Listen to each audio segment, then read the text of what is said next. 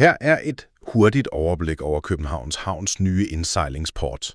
Altså efter årtier med bristede drømme og helt vilde luftkasteller, vi snakker om gamle planer med op til 660 meter høje skyskraber, får København nu endelig sin officielle, ret markante velkomstportal lige ved indsejlingen til den gamle Frihavn.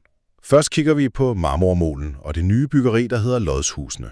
Her får vi et massivt 90 meter højt kontortårn, som simpelthen bygges primært i træ og med solceller på taget. Det er altså over 37.000 kvadratmeter, vi taler om her, fordelt på 19 kontoretager plus 3 etager med fælles faciliteter. Lige foran tårnet anlægger de Lodshaven, som faktisk bliver Københavns første biobotaniske bypark, helt åben for os alle sammen, når byggeriet står færdigt i 2029. For det andet så springer vi lige over vandet til Langlinjespidsen. Her skyder 2 kæmpemæssige beboelsestårne i vejret på henholdsvis 36 og 18 etager. Det højeste rammer 120 meter, og det gør det faktisk til Københavns næsthøjeste bygning, kun overgået af Pasteurs Tårn i Carlsberg byen. Tårnene vil rumme både ejerlejligheder og almene boliger, og så skaber de masser af liv med butikker og restauranter nede i stueetagen, når de forventes at åbne i 2031. Til sidst skal vi lige runde en ret afgørende detalje, nemlig sikkerheden.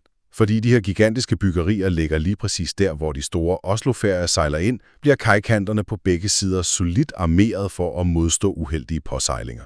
Med det her projekt færdiggør man faktisk også den historiske Marmormole, som de omrindeligt begyndte at anlægge helt tilbage i 1890'erne. Så næste gang du sejler ind i København, vil byens Skyline-byggere velkommen med en helt ny, monumental port af træ og glas.